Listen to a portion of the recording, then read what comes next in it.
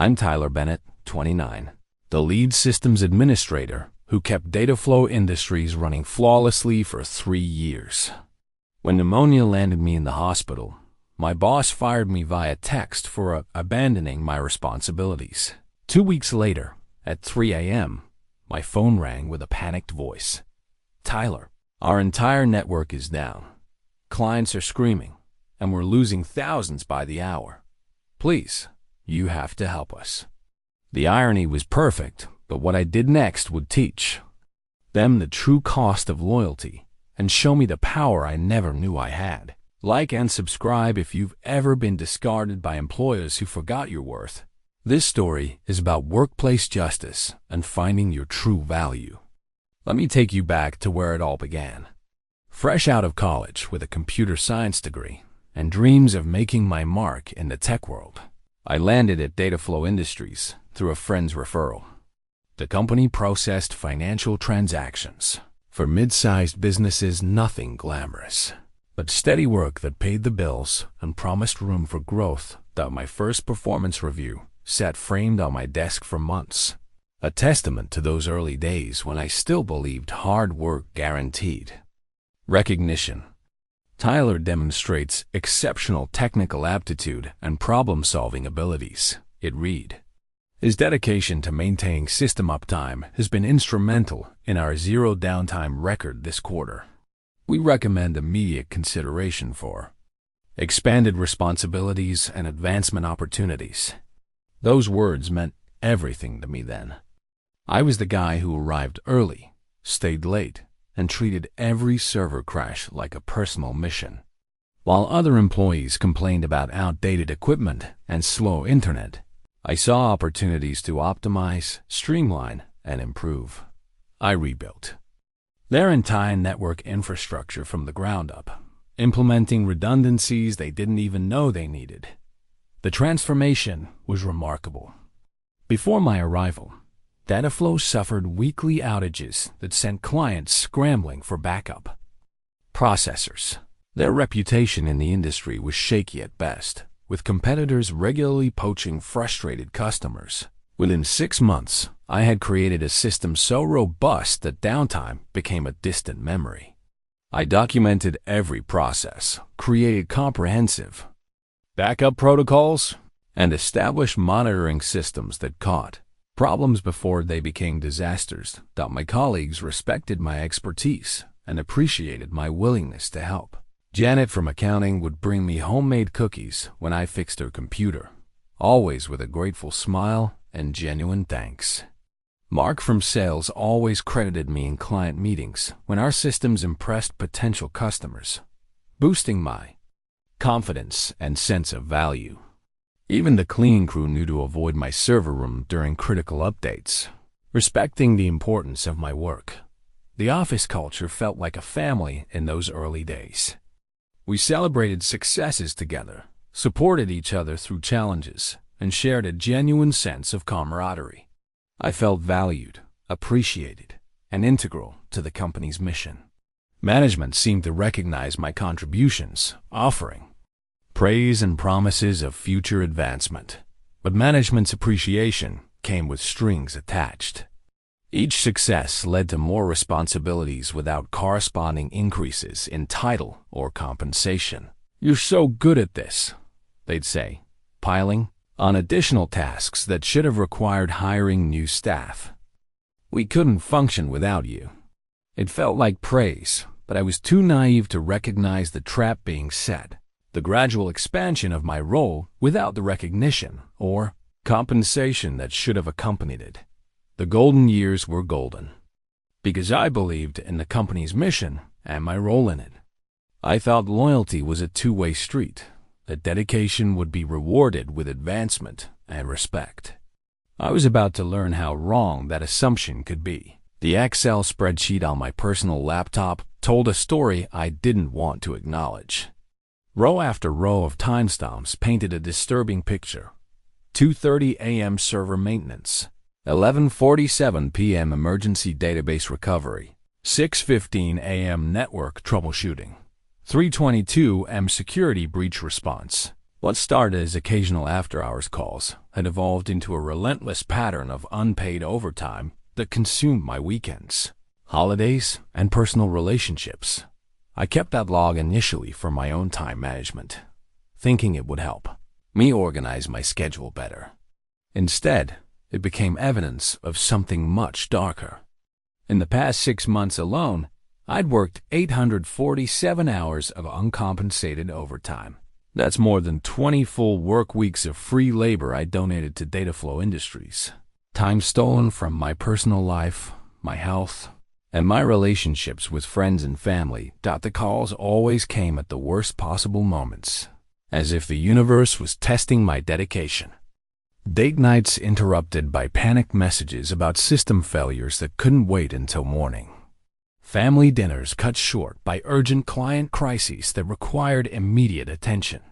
Weekend plans canceled because someone in accounting clicked on a suspicious email and triggered our entire security protocol system. My phone became an electronic leash, binding me to the office, even when I was miles away on vacation or trying to enjoy a rare evening off. The distinctive ringtone I'd assigned to work calls triggered an immediate stress response, causing my heart rate to spike before I even answered. Sleep became fragmented, interrupted by the constant possibility of emergency calls. "Tyler, thank God you answered," became the standard greeting for these emergency calls. Never, "I'm sorry to bother you at this hour," or "I know it's your day off." Just relief that their human safety net was available once again to catch whatever was falling apart. The expectation of my availability had become so normalized that colleagues seemed genuinely surprised when I, occasionally, didn't answer immediately. Management's response to my growing exhaustion was predictably inadequate. "We're planning to hire additional IT staff," they promised month after month, year after year. But job postings never appeared on their website. Budget meetings never allocated funds for new positions.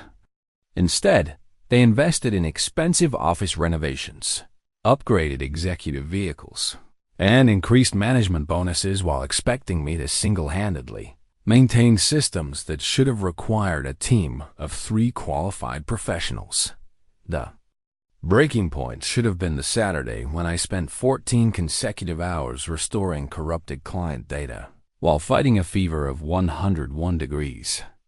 Instead of going home to rest and recover, I worked through the night because DataFlow's reputation depended on Monday morning's crucial client presentation. I told myself it was dedication and professional responsibility, but my body was sending increasingly urgent signals that I was pushing beyond sustainable limits. Sleep became elusive, interrupted by work anxiety and physical discomfort. Stress manifested in physical symptoms I consistently ignored: headaches, muscle tension, digestive issues, and a persistent cough that I attributed to seasonal allergies. My social life withered as friends stopped inviting me to events I'd inevitably have to abandon for work emergencies. The cough started as a minor irritation during a particularly stressful week of system upgrades. I dismissed it as allergies, downing cough drops and pushing through 14-hour days. But my body had other plans. What began as a tickle in my throat escalated into chest congestion that left me gasping for air between sentences. Dr. Patricia Morse examined me with the thoroughness of someone who'd seen too many young professionals ignore their health. The stethoscope was cold against my chest as she listened to the rattling sounds that had replaced normal breathing. "Tyler, this is pneumonia," she said, her voice carrying the weight of medical authority I couldn't ignore. "Your lungs are severely inflamed, and you need immediate hospitalization." The medical records from that day paint a clear picture: bilateral pneumonia, dangerously low oxygen levels, and a fever that peaked at 103.7 degrees. The doctor's note was unambiguous: patient requires immediate bed rest and intravenous antibiotics. Return to work contraindicated for minimum 10 to 14 days pending improvement. Even from my hospital bed, connected to 4 lines and oxygen monitors, I tried to maintain my responsibilities. I texted detailed instructions to my temporary replacement, created step-by-step guides for critical procedures, and provided passwords for essential systems. My laptop sat open on the hospital tray table as I documented every process that might be needed in my absence. The irony wasn't lost on me. I was using my sick leave to work, ensuring DataFlow's operations wouldn't suffer during my recovery. Between medication doses and breathing treatments, I fielded calls from panicked colleagues who couldn't locate backup files or remember protocol procedures. I should have been sleeping, healing, focusing on getting better. Instead, I was proving my dedication from a hospital bed. My naivety ran deep. I genuinely believed that 3 years of unwavering loyalty had earned me some goodwill. Surely management would understand that pneumonia isn't a choice, that hospitalization isn't a vacation. I expected concern for my well-being, perhaps flowers, or a get-well card from the office. The silence from management should have been my first warning. No calls asking about my condition, no messages expressing hope for my recovery. Just radio silence from the people I'd sacrificed my health to. Serve. The screenshot still lives on my phone, preserved like evidence of a crime, which, in many ways, it was. A digital monument to corporate cruelty that arrived at exactly 4:17 p.m. on a Tuesday afternoon while I was still recovering from pneumonia. Still so weak that climbing a single flight of stairs left me winded and dizzy. The sender was my direct manager, Rachel Morrison, someone I'd helped through countless technical emergencies, staying late to solve problems that would have left her looking incompetent to her superiors. Tyler, effective immediately, your employment with DataFlow Industries is terminated. Your abandonment of responsibilities during a critical period demonstrates unreliability and poor work ethic, inconsistent with our company values and professional standards. Please arrange for the return of all company property within 48 hours. HR will contact you regarding final paperwork and benefits termination. I read those words 3 times before they penetrated my fever-addled brain, each reading making the betrayal more real and more devastating. Abandonment of responsibilities, unreliability, poor work ethic. These accusations felt like physical blows to someone who'd sacrificed his health, relationships, and work-life balance for the company's success. The clinical, legal language couldn't disguise the brutal reality. I was being fired for the crime of getting sick. My hands trembled as I tried calling Rachel's direct line, hoping this was some sort of administrative error or miscommunication that could be quickly resolved. The phone rang once before going to voicemail. Her recorded message was professional and cheerful, the same voice that had thanked me countless times for solving urgent problems that saved her career. I tried the main office number, hoping anyone could explain this obvious mistake or provide context that would make sense of this nightmare. The receptionist's voice was uncomfortable and clearly scripted when she recognized my name. "I'm sorry, Tyler, but management has instructed us not to discuss personnel matters with former employees. You'll need to direct all questions to HR." Former employees. The phrase hit like a physical slap across my face. In the span of a single text message, 3 years of dedication, sacrifice, and unwavering loyalty had been erased.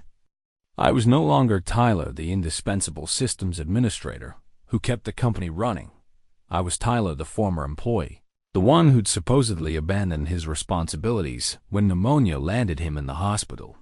The cruelty wasn't just in the decision itself, but in the cold, impersonal method of delivery. No face-to-face conversation explaining their reasoning. No phone call offering the basic respect of human communication. No acknowledgement of my years of service or the countless emergencies I'd resolved. Just a cold, dismissive text message that reduced my entire professional relationship with the company to a few harsh, accusatory sentences. I spent the next 2 days alternating between disbelief, rage, and a crushing sense of betrayal that felt worse than the physical symptoms of my illness. My phone buzzed constantly with messages from shocked colleagues who'd heard the news through office gossip. "This is absolutely insane," wrote Janet from accounting, her message filled with genuine outrage. "You're literally the only reason our systems work at all." Mark from sales was more direct and emotional in his response. "Management has completely lost their minds. You've made this company more money through system reliability than half the sales team combined. This is going to destroy their reputation." The unemployment benefits application felt like a public confession of failure. Each question, a reminder of how quickly 3 years of dedicated service had been reduced to bureaucratic checkboxes and government forms. Reason for separation. From last employer? The drop-down menu offered options like voluntary resignation, layoff, and terminated for cause, but none captured the reality of being fired while hospitalized with pneumonia. I selected terminated and tried to explain. The circumstances in the limited text field provided financially. The timing couldn't have been worse. My savings account, already severely depleted from unexpected medical bills and prescription costs that insurance didn't fully cover, wouldn't stretch to cover another month of rent and basic living expenses. The irony stung with particular sharpness. I'd worked countless unpaid hours to save DataFlow money, optimizing their systems and preventing costly outages, but I hadn't saved enough to protect myself from their betrayal. My younger sister, Emma, visited during my first week of unemployment, bringing groceries and the kind of unconditional support that only family can provide. "You realize they're criminals, right?" she said, unpacking fresh fruit and homemade soup with the determined efficiency of someone on a rescue mission. "Firing someone for being sick should be illegal. There have to be laws against this kind of thing." My parents' reaction was more complex and reflected generational differences in workplace expectations.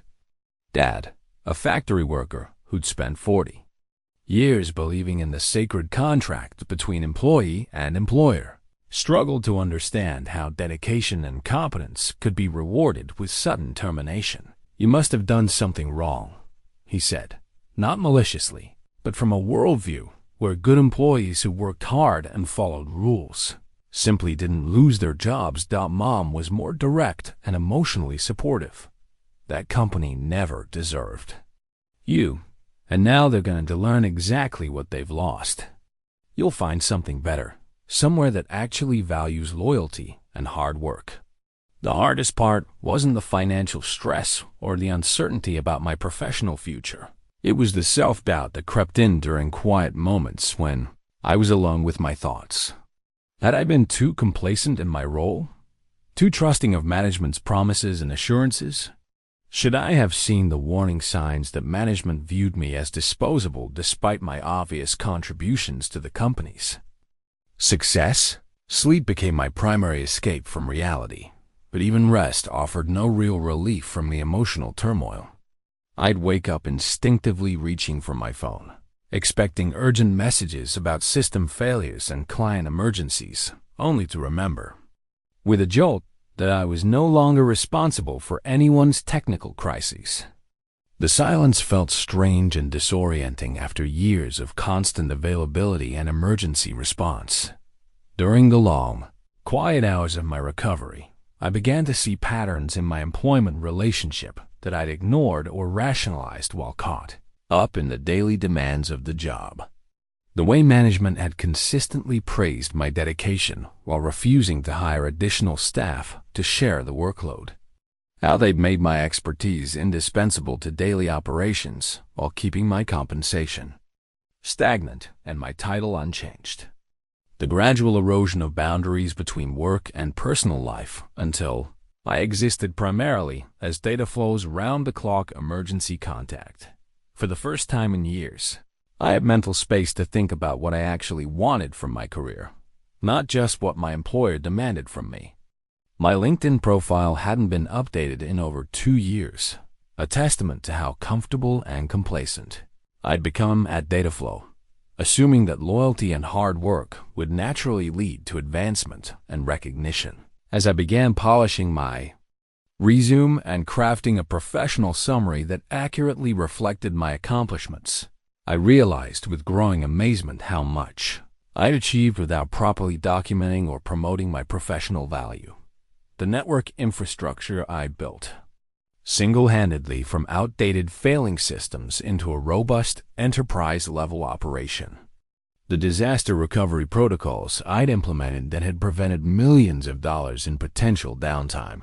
The security improvements that had protected sensitive client data from increasingly sophisticated cyber threats. The cost savings I'd generated through system optimization and strategic vendor negotiations. It all looked genuinely impressive when presented in proper professional format. The first interview was with Technova Solutions, a rapidly growing startup that needed someone to completely overhaul their IT infrastructure and establish scalable systems for future expansion. The hiring manager, Kevin Walsh, reviewed my resume with obvious interest and growing excitement. "You implemented all of this yourself?" he asked, pointing to my comprehensive list of technical achievements.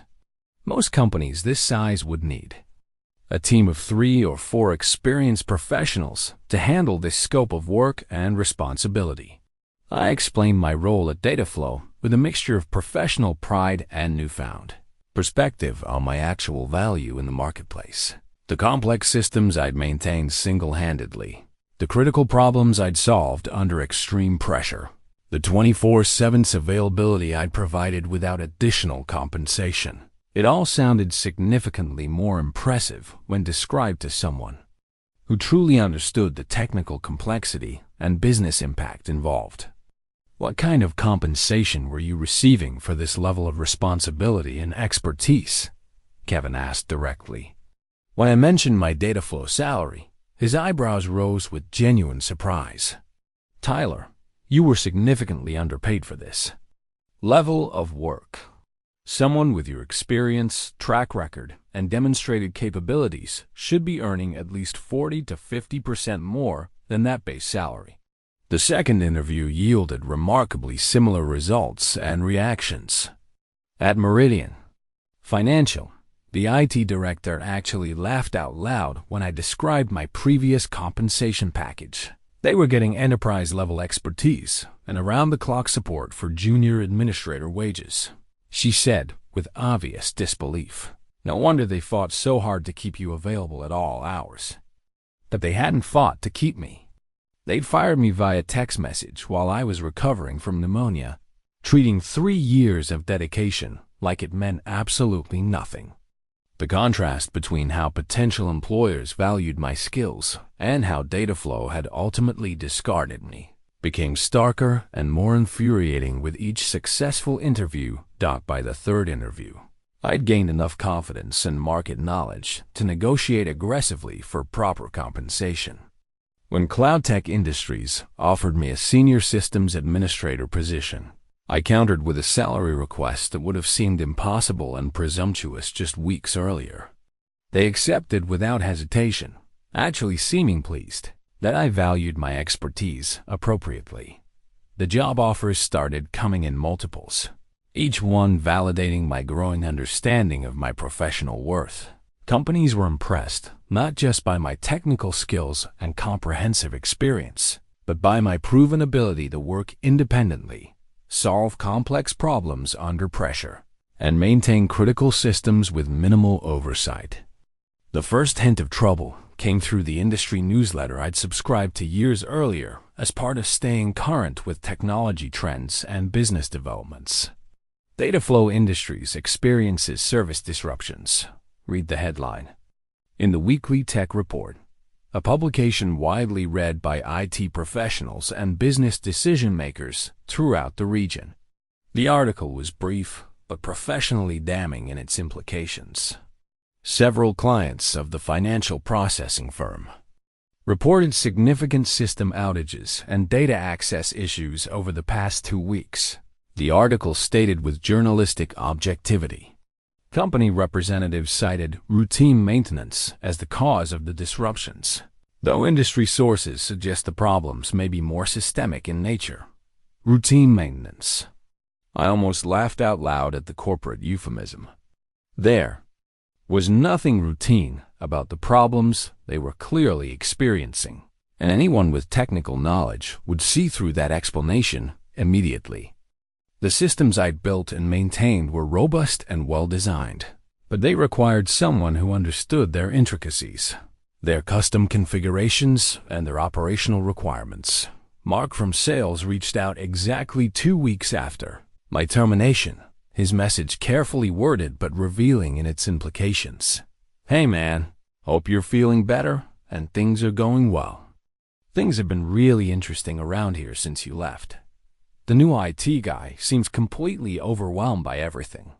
Janet's computer has been down for 3 consecutive days, and nobody can figure out the email server issue that keeps crashing our client communications." The vindication felt bittersweet and complex. I'd built those systems to be reliable and robust, but they weren't completely foolproof or immune to problems. They required deep understanding of the underlying architecture, intimate knowledge of the custom configurations I'd implemented over years of continuous optimization, and familiarity with the workarounds and solutions I developed through experience with DataFlow's unique technical challenges. My replacement, according to increasingly frequent office gossip that reached me through former colleagues, was a recent college graduate named Kevin. Torres, enthusiastic and technically educated, but completely inexperienced with enterprise-level systems management. He'd been thrown into a complex role that required institutional knowledge he couldn't possibly possess, trying to maintain systems he didn't understand with documentation that, while comprehensive, couldn't replace years of hands-on experience.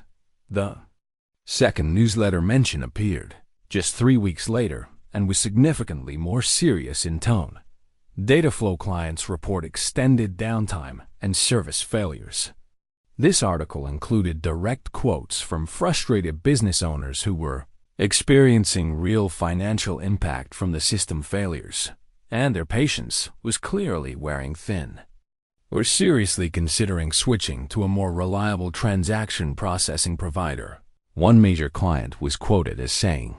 Downtime costs us thousands of dollars per hour in lost revenue, and we can't continue to operate with this level of uncertainty and system instability. I found myself experiencing conflicted emotions about these developments. Part of me felt professionally validated. My expertise had been more valuable and irreplaceable than management had realized or acknowledged. But another part felt genuine concern for the clients who were suffering real business consequences because of DataFlow's poor decision-making and short-sighted personnel management. These were small and medium-sized businesses that depended on reliable transaction processing to serve their own customers effectively. Their success and financial stability shouldn't have been jeopardized by corporate politics and management incompetence. The problems were entirely predictable and preventable, but I took no real joy in being proven right about the consequences of losing institutional knowledge and expertise. The email chain that landed in my inbox was a masterpiece of corporate panic disguised as professional communication, a digital trail of escalating desperation that told the complete story of DataFlow's deteriorating situation. My former colleague, Janet, had forwarded it to me with a simple but loaded message. Thought you'd want to see this absolute disaster unfolding. It's even worse than we imagined. The subject line read, "Urgent. Service level agreement breach notification. Immediate. Response required." The timestamp showed it had been sent at 2:47 a.m., which immediately told me that someone was dealing with a crisis serious enough to warrant middle-of-the-night emergency communications with major clients. The first email in the chain was from DataFlow's biggest client, Morrison & Associates Accounting, and the tone was professional but unmistakably threatening. "This is the 4th major system outage this month," wrote their IT director with barely contained frustration. Our staff cannot access critical financial data during peak business hours, and we're unable to process time-sensitive transactions. For our own clients, this level of service disruption violates our service level agreement and is causing significant damage to our business relationships. Rachel Morrison's response, sent just 23 minutes later, was a masterclass in corporate damage control and deflection. We sincerely apologize for the recent technical difficulties and want to assure you that our team is working around the clock to resolve these issues. We've brought in additional technical consultants to supplement our internal capabilities and expect full service restoration within the next 24 to 48 hours. Additional technical consultants. The phrase made me smile grimly. I knew exactly what that meant. They were scrambling to find someone, anyone who could understand and fix the systems I'd built and maintained. But complex enterprise infrastructure isn't something you can hand off to random contractors and expect immediate results. The next email in the chain, sent 6 hours later, was from another major client expressing similar frustrations, but with more direct language about potential consequences. We've been experiencing system failures and data access problems for over 3 weeks now, wrote the operations manager at Sterling Business Solutions. Our patience is exhausted, and we're actively evaluating alternative service providers. Unless these issues are resolved immediately and permanently, we'll be terminating our contract and seeking damages for lost revenue. What followed was a desperate response from DataFlow's CEO, James Richardson, personally intervening in client communications, something that never would have happened during my tenure when systems ran smoothly. I want to personally assure you that we're taking these issues extremely seriously, he wrote. We're implementing comprehensive solutions and have engaged our most experienced technical resources to prevent any future disruptions. Most experienced technical resources. That was rich, considering they'd fired their most experienced technical resource via text message for having pneumonia. I could practically feel the desperation bleeding through the corporate speak and carefully chosen words. Janet's follow-up message to me painted an even grimmer picture of the internal chaos. It's absolute pandemonium here. Kevin Torres looks like he's about to have a nervous breakdown. He's been here for 16 hours straight trying to figure out why the backup systems keep failing. Nobody understands your documentation well enough to implement the emergency protocols you designed. The irony was devastating and perfect. I'd spent months creating comprehensive documentation specifically to prevent this kind of crisis. But documentation can't replace years of hands-on experience and intuitive understanding of complex systems. You can't just hand someone a manual and expect them to manage enterprise-level infrastructure that took years to build and optimize. More emails continued to flood in from increasingly frustrated clients. Peak Financial Services reported losing $50,000 in transaction fees due to system downtime. Metro Business Group threatened legal action for breach of contract. Riverside Commerce explicitly stated they were switching to DataFlow's main competitor, taking their substantial monthly fees with them. Each email represented not just lost revenue, but damaged relationships that had taken years to build. These weren't just account numbers. They were businesses I'd helped keep, running through reliable systems and quick problem resolution. Now they were abandoning ship because DataFlow had prioritized corporate politics over technical competence. The final email in the chain was the most telling. It was an internal message from Rachel Morrison to the executive team, accidentally included in the client communication thread. We need to seriously consider reaching out to Tyler Bennett. He's the only person who fully understands our infrastructure, and these problems are destroying our client base. Pride isn't worth losing the entire company. Reading that admission felt like vindication and tragedy rolled into one moment. They were finally acknowledging my value, but only after their poor decision had created a crisis that threatened the company's survival. The problems were entirely preventable, the crisis completely avoidable if they'd simply treated their most valuable employee with basic human decency.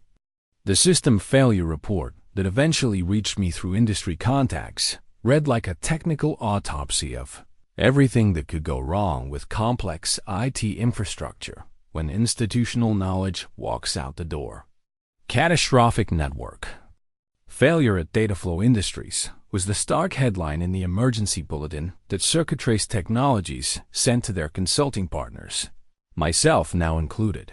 According to the detailed incident report, the crisis began at 11:43 p.m. on a Wednesday night when the primary database server experienced what appeared to be a routine backup failure. Under normal circumstances, meaning when I was still employed, this would have triggered automated alerts that I would have received and resolved within minutes, often before anyone else even knew there was a problem. But there was no longer anyone monitoring the sophisticated alert systems I'd carefully configured over 3 years.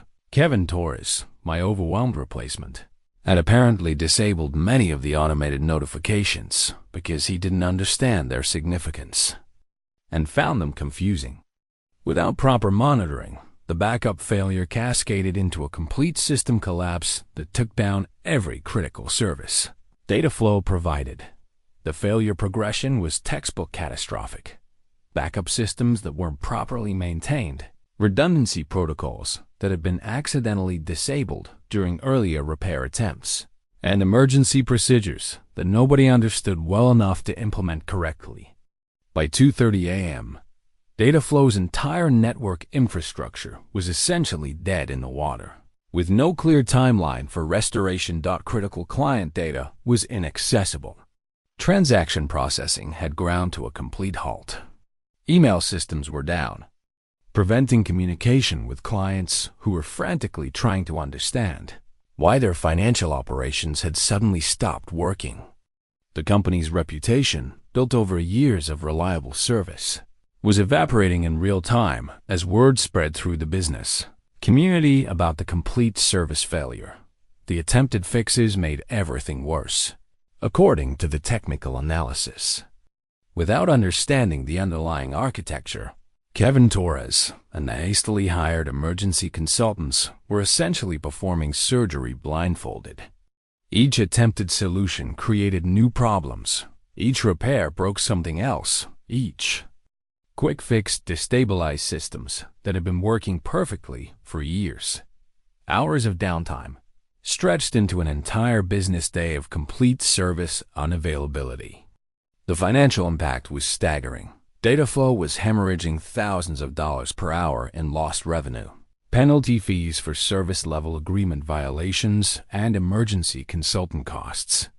But the reputational damage was even worse. Small businesses that depended on DataFlow for critical financial processing were being forced to shut down their own operations or frantically search for alternative providers. By Thursday afternoon, with systems still completely down and no viable solution in sight, DataFlow's management was facing the very real possibility of total business collapse.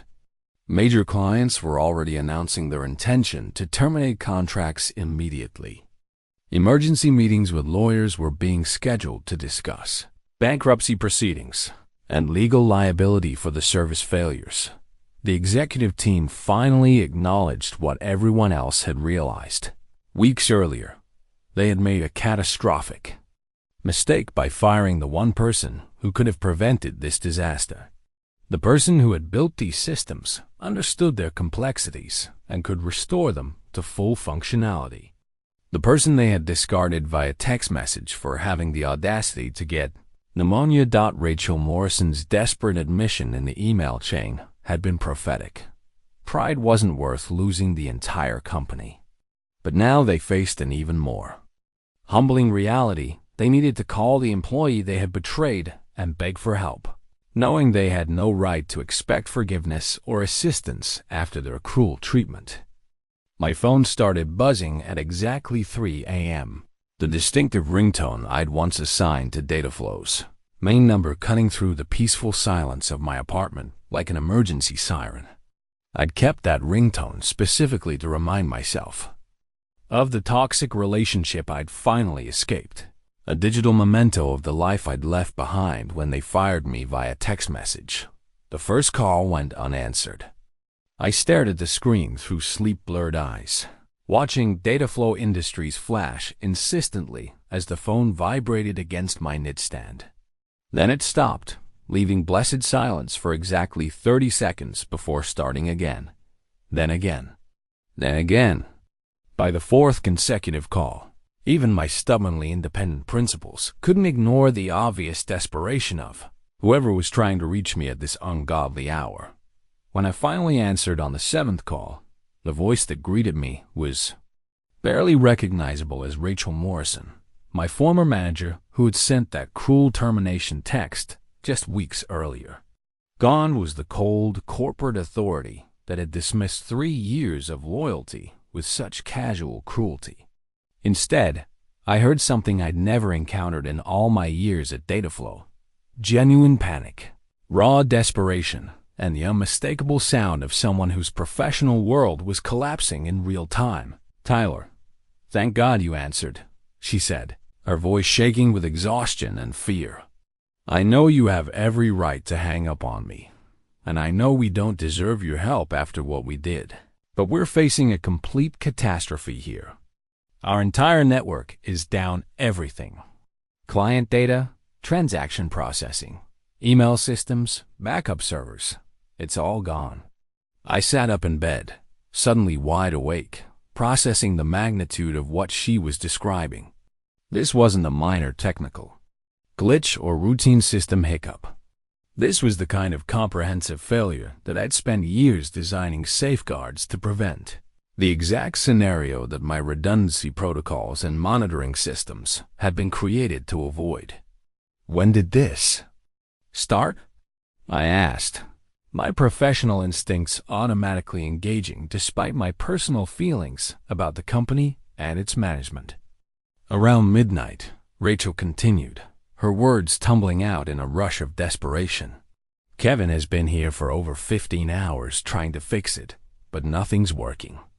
Every time he tries to restore one system, 2 others crash. The emergency consultants we hire don't understand your infrastructure well enough to help. Our biggest clients are threatening lawsuits, and we're losing thousands of dollars every hour this continues." The irony was so perfect, it almost felt scripted. The same woman who had fired me for abandoning my responsibilities was now begging me to take responsibility for a crisis that never would have happened if I'd been properly valued and retained. The company that had treated my dedication as expendable was now discovering exactly how expensive that expertise actually was. "Tyler, I know we treated you terribly," Rachel continued, her voice breaking slightly. "What we did was wrong, and there's no excuse for it. But right now, you're the only person who can save this company. Our clients are screaming, our reputation is being destroyed, and we're facing complete business failure. Please, will you help us?" I let the silence stretch for several long seconds, savoring the reversal of power dynamics that had defined my employment relationship. For 3 years, they had held all the cards: my job security, my income, my professional future.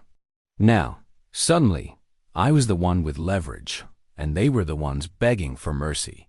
"What exactly are you asking me to do?" I said finally, keeping my voice carefully neutral and professional. "Come in immediately and fix everything," she said. "Whatever it takes, however long it takes. We'll pay you whatever you want, consultant. Rates, overtime, bonuses, anything. We just need our systems back online before we lose everything we've built." The silence that followed Rachel's desperate plea stretched for what felt like minutes, but was probably only seconds. I could hear her breathing heavily on the other end of the line, waiting for my response while her company's future hung in the balance. This was the moment I'd unknowingly been preparing for since that cruel text message had arrived.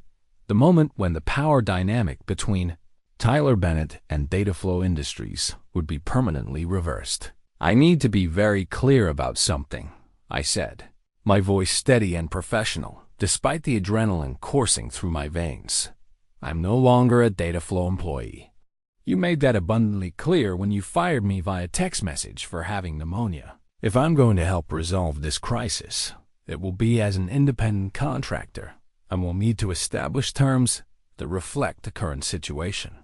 I could practically hear Rachel's relief through the phone, but I wasn't finished establishing boundaries. 3 years of being taken for granted had taught me the importance of clear expectations and proper compensation for professional expertise. First, my emergency consulting rate is $300 per hour, with a minimum 4-hour engagement fee, regardless of how quickly I resolve the issues. I continued, stating numbers that would have seemed impossible during my employment, but now felt entirely reasonable given the circumstances. Second, I'll need a written contract signed by executive management before I set foot in your building. Third, payment terms are net zero. I expect compensation within 24 hours of completing the work. "That's fine, absolutely fine," Rachel said quickly, clearly willing to agree to almost anything to get their systems restored. "Whatever you need, we'll make it happen. Can you come in right now? Every minute we're down costs us thousands of dollars." "I'll be there in 2 hours," I said, already mentally preparing for the complex technical challenges ahead. "Have the signed contract and a corporate credit card ready for immediate payment processing. And Rachel makes sure everyone understands that I'm there as a consultant, not as someone begging to get their old job back." The drive to DataFlow's office felt surreal, like returning to a crime scene where I'd been both the victim and the star witness. The building looked exactly the same, but my relationship to it had fundamentally changed. I was no longer the desperate employee grateful for steady work. I was a professional consultant providing emergency services to a client who had demonstrated poor judgment and questionable ethics. The parking lot was unusually full for 5:30 a.m., with cars belonging to executives, emergency consultants, and support staff who were all trying desperately to solve problems they didn't understand. Through the windows, I could see the conference room where an emergency meeting was clearly in progress, probably discussing damage control and legal implications. Kevin Torres met me at the entrance, looking exhausted and defeated after hours of unsuccessful troubleshooting. "Tyler, I'm so sorry about everything that happened," he said, his relief at seeing me obvious and genuine. "I've been trying to fix this all night, but your systems are way more complex than I understood. I think I might have made things worse." "Don't apologize for the firing. That wasn't your decision," I replied, keeping my tone professional and supportive. "And don't worry about making things worse. Complex systems sometimes break in complicated ways, but they can usually be fixed if you understand the underlying architecture." Rachel appeared with a hastily printed consulting contract that had clearly been drafted by their legal team in the middle of the night. The terms were even more favorable than I'd requested: $350 per hour with guaranteed minimum billing, immediate payment authorization, and complete technical authority to make whatever changes I deem necessary to restore service. "The CEO wants to thank you personally for coming in," Rachel said as I reviewed the contract terms. "He knows we don't deserve your help after how we treated you. He can thank me by signing this contract and staying out of my way while I work," I replied, signing my name with a sense of professional satisfaction I'd never experienced as an employee. "I'm here to fix your systems, not to have emotional conversations about personnel decisions." Walking into the server room felt like returning to an old battlefield where I'd fought countless technical wars. But now I was viewing the wreckage as a consultant rather than the person responsible for preventing it. The familiar hum of cooling systems and blinking server lights was reassuring, but the chaos of error messages scrolling across multiple monitors told the story of a complete infrastructure meltdown. My first step was diagnostic understanding exactly what had failed and In what sequence? I pulled up the system logs that Kevin Torres hadn't known how to interpret, tracing the cascade of failures back to their root cause. The pattern was immediately clear to someone who understood the infrastructure's design. A failed backup routine had triggered security protocols that locked down database access, which then caused transaction servers to crash when they couldn't verify client credentials. The good news is that your data is intact, I announced to the anxious crowd of executives and consultants who had gathered to watch me work. The bad news is that Kevin accidentally disabled several critical redundancy systems while trying to fix the original problem, which is why everything looks catastrophically broken. The technical solution was complex, but straightforward for someone who had designed these systems from the ground up. I needed to carefully restore database access without triggering additional security lockdowns, then systematically bring each service back online in the correct sequence to avoid cascading failures. It was like performing surgery on a patient I'd helped create, knowing exactly where each vital organ was located. Working methodically through my documented recovery procedures, I began the delicate process of system restoration. First, I reset the database authentication protocols using administrative access keys that only I knew existed. Then I manually restarted the transaction processing engines in the specific order required to avoid conflicts between interdependent services. How long have these systems been running without proper monitoring? I asked Kevin as I worked, not accusingly but with genuine professional curiosity. About 3 weeks, he admitted sheepishly. I disabled a lot of the automated alerts because I didn't understand what they meant, and they kept going off constantly. Those alerts had been my early warning system, designed to catch small problems before they became major failures.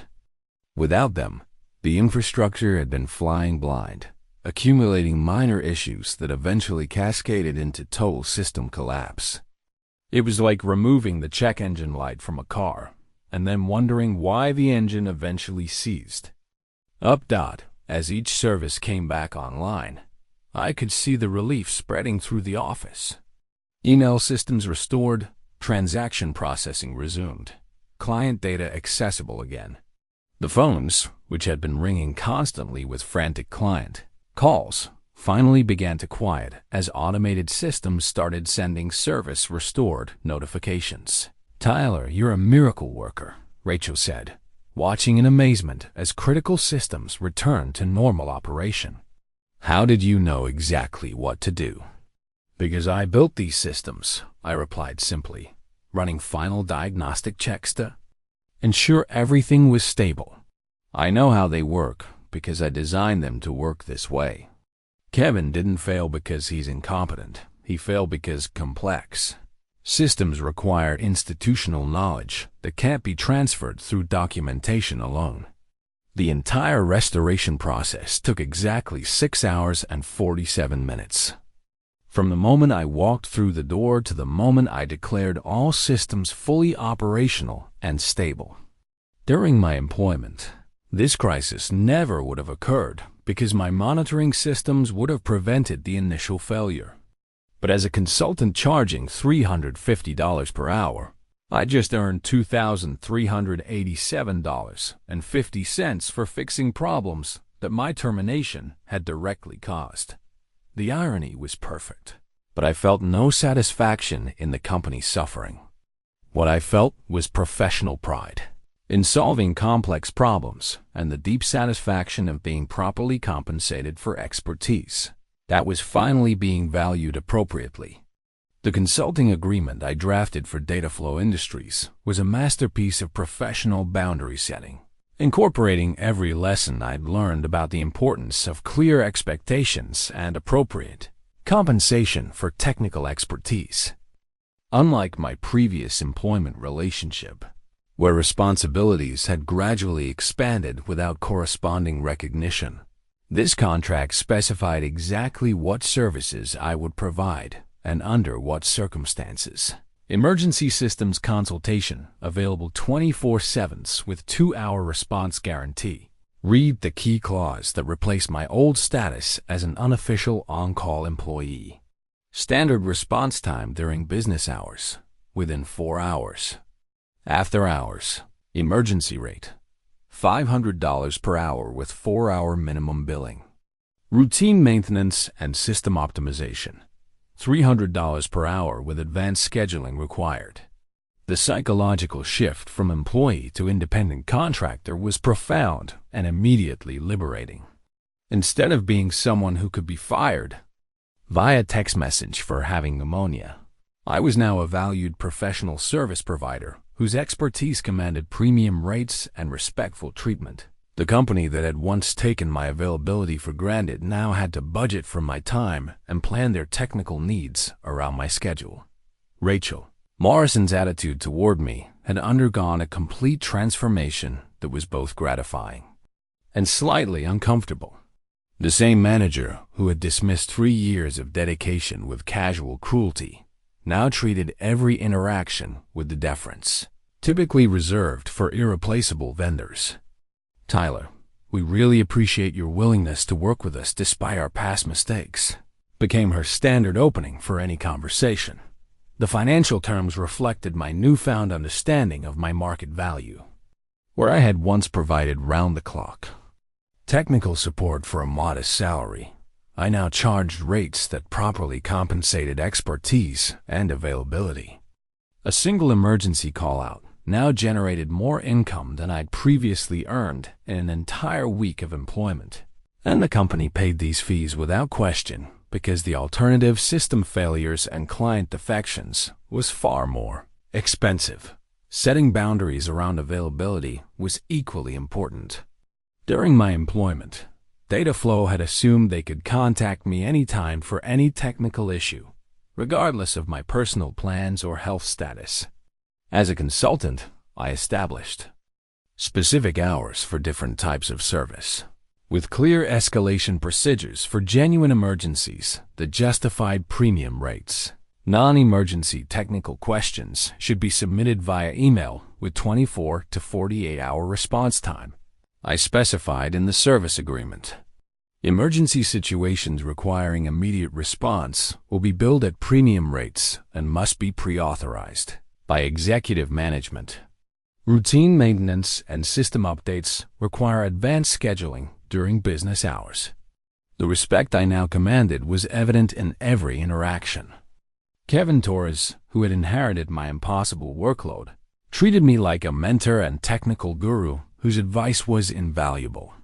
Executive management, once distant and dismissive, now personally thanked me for every successful project completion. Even the CEO made a point of acknowledging my contributions during company meetings. But the most satisfying change was the elimination of guilt and emotional manipulation from our professional relationship. During my employment, management had regularly appealed to company loyalty and team spirit to justify unpaid overtime and expanding responsibilities. As a consultant, every request was a business transaction with clear terms and fair compensation.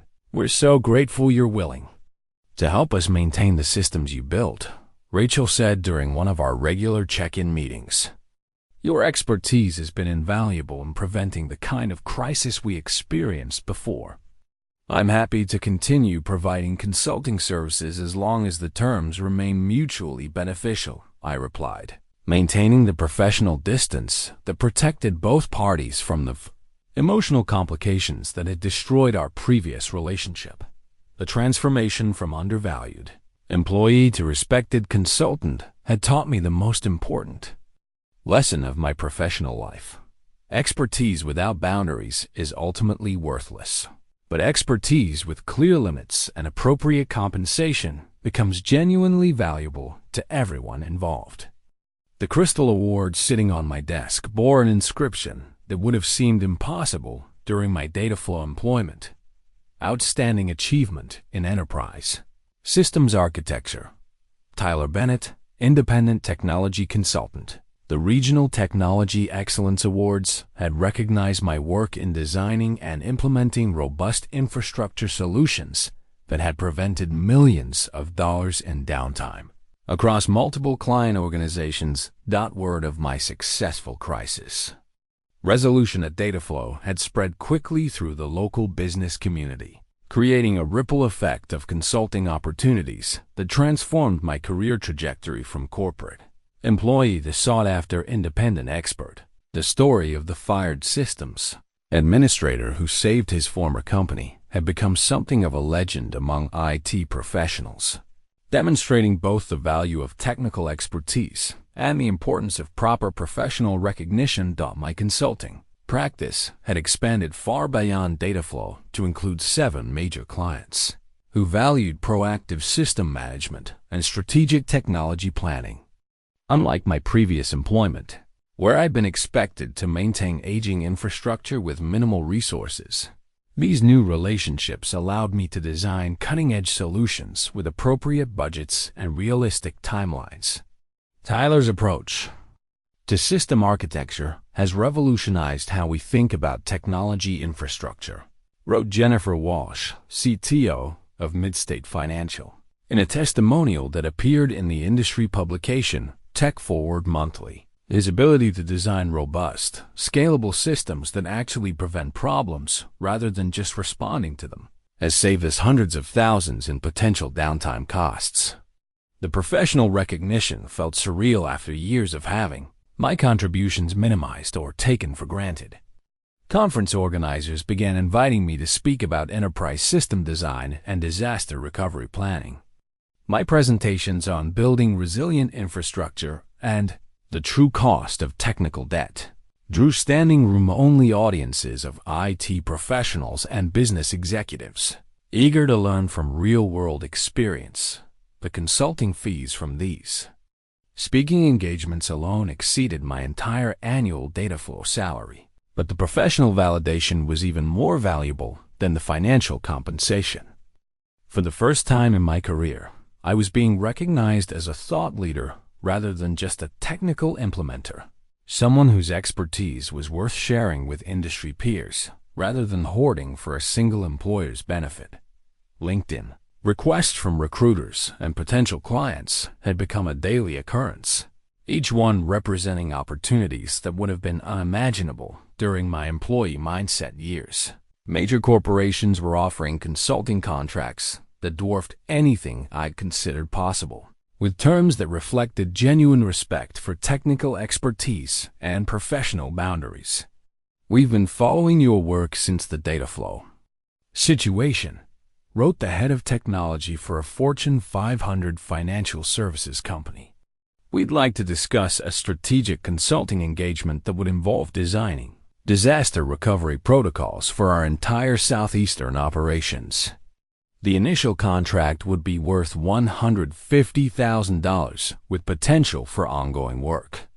The transformation from desperate job seeker to in-demand consultant had happened with surprising speed, driven largely by word-of-mouth recommendations from satisfied clients who understood the value of preventing problems rather than just fixing them after they occurred.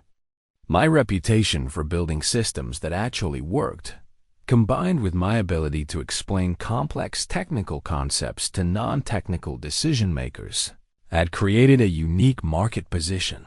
But perhaps the most satisfying recognition came from my peers in the IT community.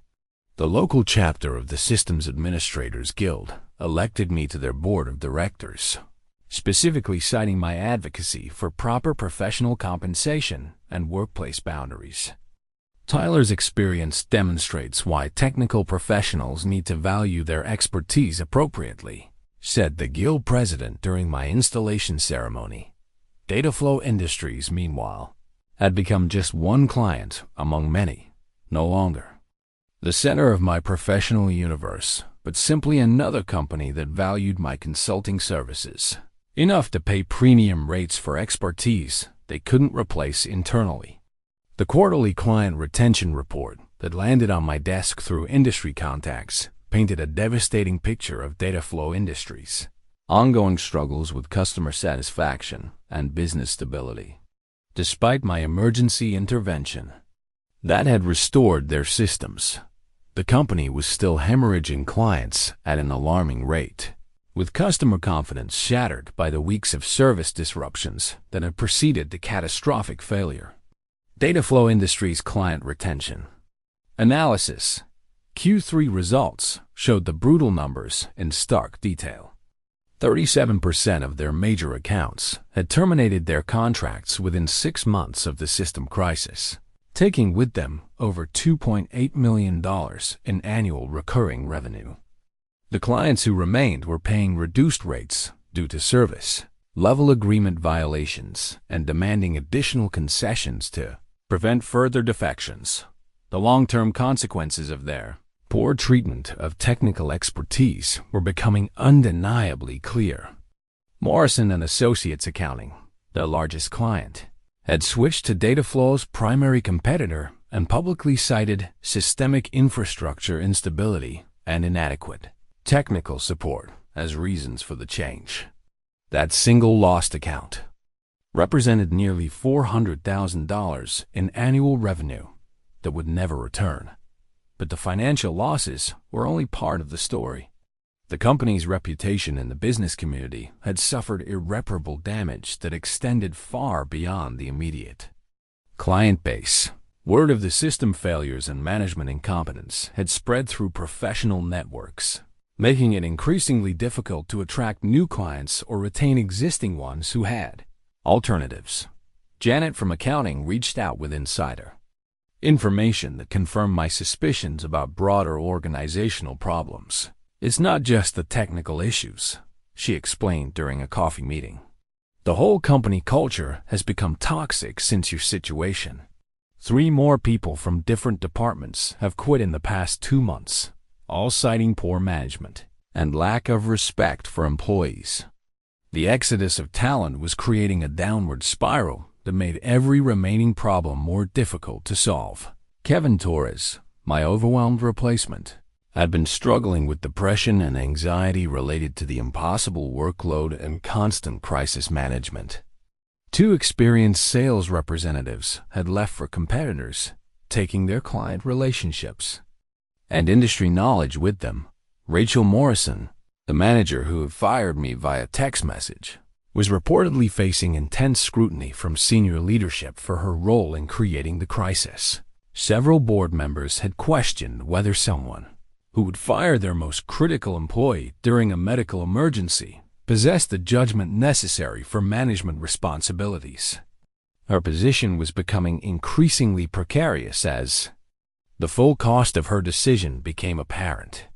The CEO actually asked me if I thought you'd consider coming back as a full-time employee, Janet revealed with a mixture of amusement and disbelief. I told him he was completely delusional if he thought you'd ever want to work for this company again after what they did to you. The suggestion that I would return to employee status was both insulting and hilarious, considering how dramatically my professional circumstances had improved since my termination. As an independent consultant, I was earning more in a single month than DataFlow had paid me in an entire year, while working with multiple clients who respected my expertise and treated me as a valued professional partner. The broader industry had taken notice of DataFlow's struggles as a cautionary tale about the importance of retaining technical talent and treating specialized employees with appropriate respect. My story had become a case study in business schools and professional development programs, illustrating how poor personnel decisions can cascade into company-threatening crises. Meanwhile, my consulting practice continued to thrive as other companies sought to avoid DataFlow's mistakes. We want to make sure we never end up in the position DataFlow found themselves in, became a common refrain from potential clients who understood the connection between employee treatment and business stability. The reckoning for DataFlow Industries was far from complete, but the pattern was clear. Companies that failed to value their most critical employees eventually pay a price that far exceeds the cost of treating them properly from the beginning. The PowerPoint presentation I delivered to the Regional Business Leadership Conference represented more than just professional speaking experience. It was my opportunity to transform personal trauma into actionable wisdom for others facing similar workplace challenges. From employee to entrepreneur, the hidden cost of undervaluing talent had become one of the most requested presentations in the conference circuit, drawing standing room-only audiences of executives and employees alike. Standing before 300 business leaders, I opened with the simple truth that had taken me years to understand. For 3 years, I believed that loyalty and hard work would naturally lead to recognition and fair compensation. I was wrong. What I learned through painful experience is that you must advocate for your own value, because no one else will do it for you. The presentation slides told the story without unnecessary drama, the gradual expansion of responsibilities without corresponding compensation, the erosion of work-life boundaries through constant availability, the expectation of unpaid overtime disguised as team loyalty, and ultimately the cruel termination that revealed how little my dedication actually meant to the company's leadership. The moment I shifted from thinking like an employee to thinking like a business owner was the moment my career transformed. I explained to the attentive audience. Employees hope for recognition and advancement. Business owners demand fair compensation and clear boundaries. That mindset change made all the difference. The lessons I shared had been learned through bitter experience, but validated through subsequent success. Know your market value and demand compensation that reflects your expertise.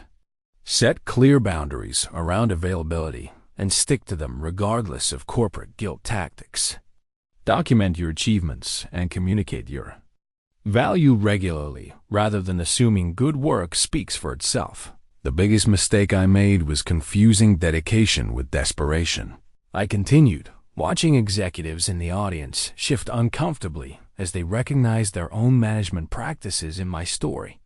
I thought being indispensable made me valuable when it actually made me exploitable.